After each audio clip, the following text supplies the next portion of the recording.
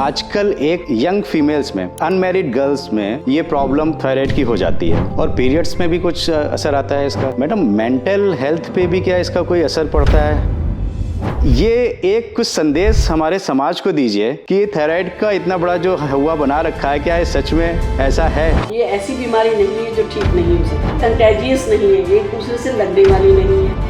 ये वास्तव में एक सेकुलर बीमारी है जो किसी भी धर्म को, किसी भी सेक्स को, किसी भी एज में हो सकती है, तो इसको स्टिग्मा ना बनाए और इससे डरे। नमस्कार, आपका बहुत बहुत स्वागत है तिवारी जी टॉक शो के इस एपिसोड में। अगर अभी तक आपने इस चैनल को सब्सक्राइब नहीं किया है तो अभी इस चैनल को ज़रूर सब्सक्राइब कर लें। आज तिवारी जी के साथ करेंगे हेल्थ की बात और आज का टॉपिक है फीमेल्स में थायराइड की प्रॉब्लम्स। आज इस टॉपिक पे बात करने के लिए हमारे साथ में हैं गाजियाबाद की सीनियर फिजिशियन डॉक्टर मधु पोद्दार जी। डॉक्टर साहब, बहुत बहुत स्वागत है आपका। धन्यवाद आपका, और तिवारी टॉक शो के लिए आपको बहुत बहुत बधाई एवं बहुत बहुत शुभकामनाएं। Thank you ma'am. मैडम, आज हम लोग बात करने वाले हैं फीमेल्स में होने वाली थायराइड की प्रॉब्लम्स को लेके। तो सबसे पहले तो ये बताइए कि थायराइड होता क्या है और इसका हमारे शरीर में काम क्या होता है? देखिए, थायराइड एक ग्रंथि होती है जो हमारे गर्दन में सबसे आगे की तरफ बटरफ्लाई शेप की बनी होती है।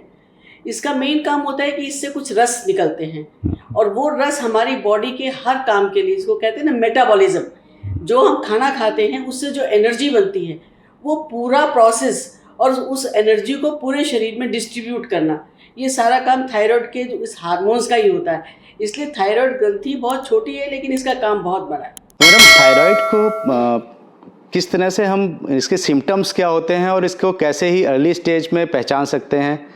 देखिए, थायराइड जैसे मैंने आपको बताया कि ये एक हार्मोन्स बनाते हैं, तो हार्मोन्स पूरी बॉडी पे हमारा असर करता है। अगर थायराइड किसी भी वजह से हार्मोन्स कम बनाती है तो सिर से लेकर पैर तक पूरे शरीर पे इसका असर होता है। अगर हम देखें सिर पे तो हमारे मेंटल स्टेटस पे बहुत असर होता है, मरीज को डिप्रेशन होने लगता है या उसकी याददाश्त बहुत कमज़ोर हो जाती है। और इसके बाद हम और नीचे चलें तो हमारी स्किन बिल्कुल पेल और हार्ड से स्किन होने लगती है, स्केली स्किन जिसको कहते हैं, और पूरी बॉडी पे एक टाइप की सूजन आ जाती है जिसको कहते हैं ना ईडिमा हो जाता है।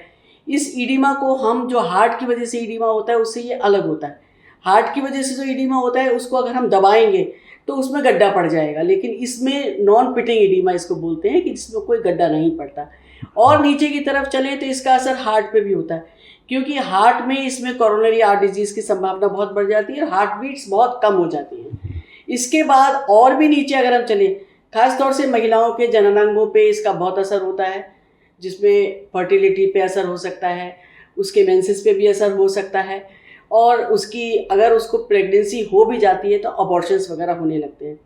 हेयर लॉस बहुत ज़्यादा होता है इसमें मरीज को, और इसका टंग, जैसे मरीज की कहते हैं टंग बहुत भारी हो जाती है, मोटी हो जाती है, तो उसकी आवाज़ बदल जाती है, हॉर्स वॉइस इसका एक लक्षण है। तो ये सारे लक्षण जब भी होने लग जाए तो हमें पहचान लेना चाहिए कि कुछ ना कुछ गड़बड़ है और मोस्ट प्रोबेबली थायराइड से संबंधित है। मैडम, महिलाओं में देखा गया है कि पुरुषों की अपेक्षा 5 से 8 गुना ज़्यादा खतरा होता है थायराइड की प्रॉब्लम होने का। और अभी पिछले 10-15 सालों में यंगर पेशेंट्स में, स्पेशली फीमेल यंगर पेशेंट्स में ये प्रॉब्लम बहुत ज़्यादा देखने को आई है। तो यंग पेशेंट में, और वो फीमेल हो, तो उसमें फर्टिलिटी का इशू आना एक बहुत बड़ा चैलेंज है। तो इसके बारे में थोड़ा सा बताइए, फर्टिलिटी क्या बहुत कॉमन होती है थायराइड में? बिल्कुल सही कहा आपने, थायराइड आजकल बहुत बढ़ गई है। हम भी क्लिनिक्स में देखते हैं तो एवरी ऑल्टरनेट पेशेंट, और बहुत यंग एज में होने लग गई है कि थायराइड की प्रॉब्लम ज़्यादातर, जिसको आजकल तो जो भी मरीज आता है वो कहता है जी मुझे थायराइड की प्रॉब्लम है। और इसका थायराइड का यंग लेडीज में बहुत ज़्यादा असर होता है, क्योंकि उसकी पूरी लाइफ पड़ी है, उसको बच्चे भी, शादी भी होनी है, बच्चे भी पैदा होने हैं, तो इसका असर इतना ज़्यादा होता है हार्मोन्स का कि सबसे पहले तो उसके मेंसेस ही इरेगुलर हो जाते हैं, कभी देर से होना, कभी जल्दी हो जाना। उसके बाद अगर शादी हो जाती है तो प्रेगनेंसी होने में इसमें प्रॉब्लम आने लगती है, क्योंकि हार्मोन्स पे असर आता है, जो हमारी एक ओव्यूलेशन साइकिल होती है उस पर असर आता है। उसके बाद अगर प्रेगनेंसी हो भी जाती है तो अबॉर्शंस हो जाते हैं। मैडम, मेंटल हेल्थ पे भी क्या इसका कोई असर पड़ता है?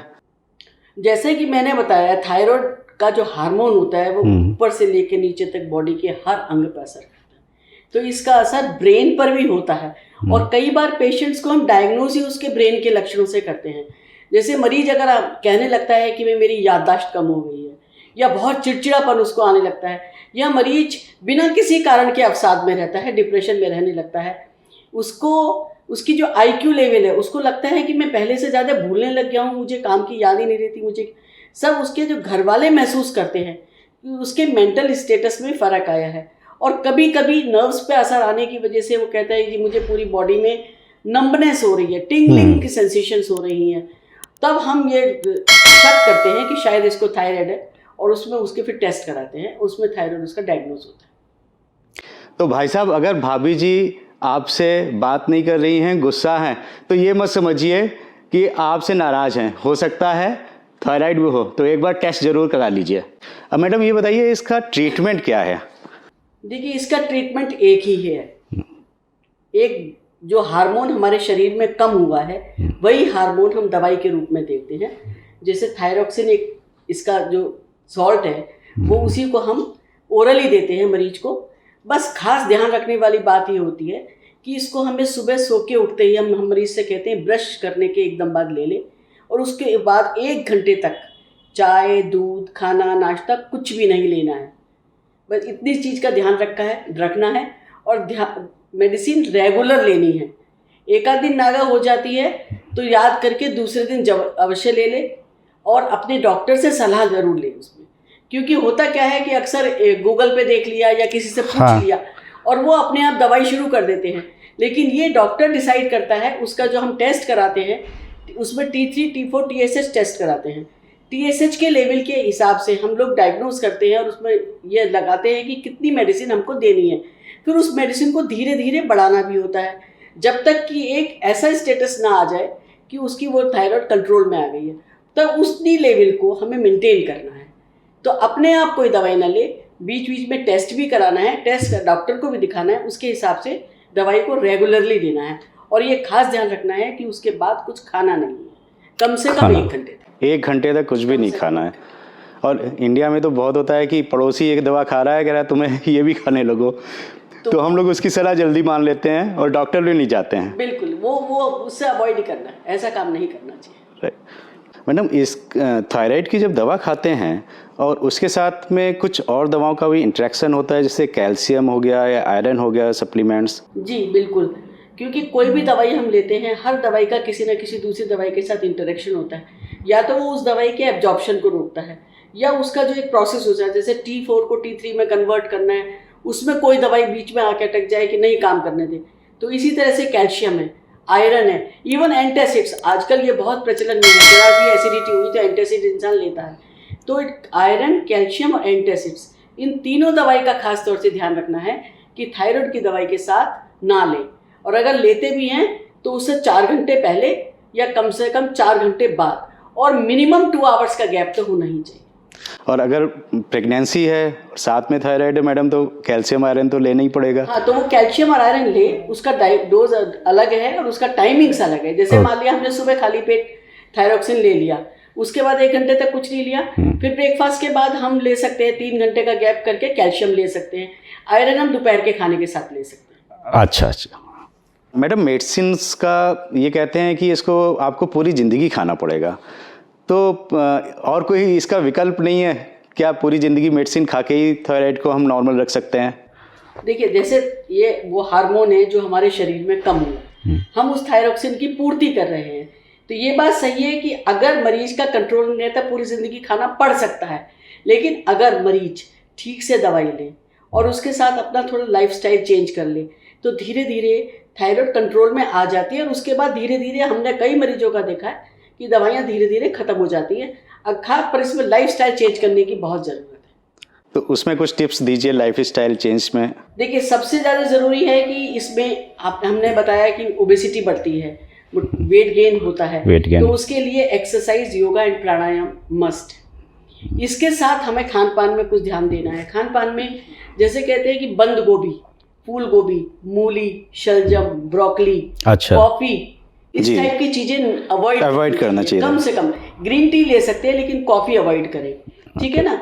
और खाने में हम जैसे ब्राउन राइस खाते हैं या बनाना है, एप्पल है, ये नट्स है, ये सब चीज़ तो फ़ायदा करती हैं, लेकिन इन चीज़ों को अगर अवॉइड करेंगे और अपना लाइफस्टाइल चेंज कर लेंगे, खासतौर से डिब्बाबंद भोजन आजकल बहुत चल गया, बहुत ज़्यादा मैम। पहले इतना नहीं था, हम लोग बैलेंस डाइट लेते थे, घर में बना हुआ खाना खाते थे, थाली में रोटी, दाल, सब्जी, सलाद, एक सब मीठा ले लिया, ताज़ा चीज़ें थी। तो उससे हमें प्रोटीन, कार्बोहाइड्रेट्स, फैट सब मिल जाता था। लेकिन अब डिब्बाबंद भोजन, इसमें ना जाने क्या क्या प्रिजर्वेटिव होते हैं, ये हमारी बॉडी के हार्मोन्स पे, करीब करीब हर हार्मोन्स पे इफेक्ट करते हैं।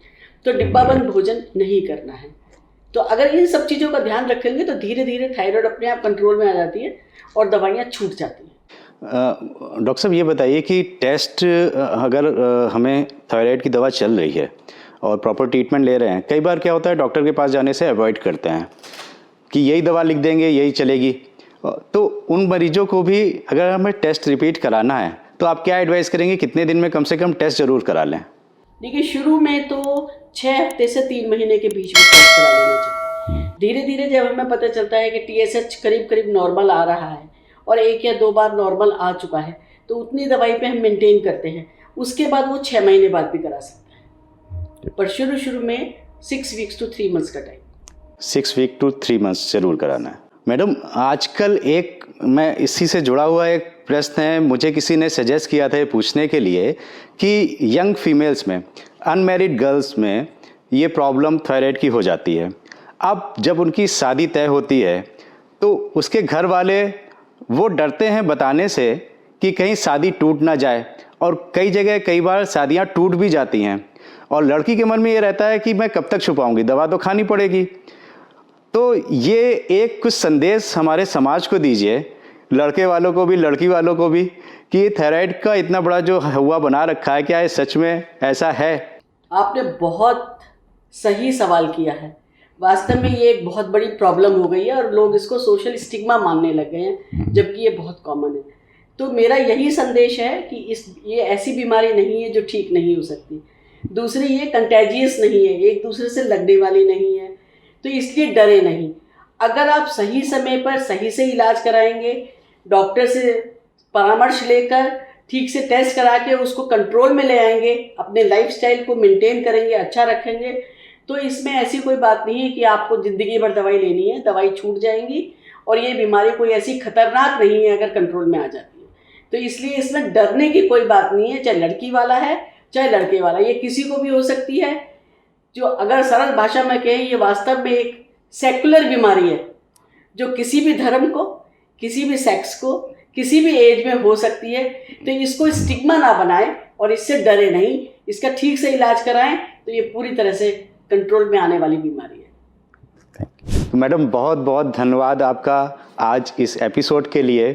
और आपको भी अगर कोई प्रश्न है थायराइड की प्रॉब्लम को लेके तो आप हमें कमेंट करके बताइए और डॉक्टर साहब ज़रूर उसका जवाब देंगी।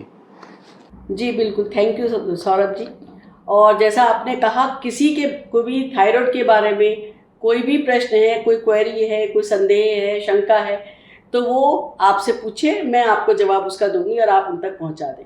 धन्यवाद फिर से। तो अगर आज का एपिसोड आपको पसंद आया तो आप हमें ज़रूर कमेंट करके बताइएगा, और आगे कौन से टॉपिक्स पे आप हमारा इंटरव्यू देखना चाहते हैं वो भी हमें कमेंट करके बताइए। लाइक करिए, हमारा हौसला बढ़ेगा तो हम आपके लिए और अच्छे इंटरव्यू सेशंस लेके आएंगे। तब तक के लिए अपना बहुत बहुत ध्यान रखिए। धन्यवाद।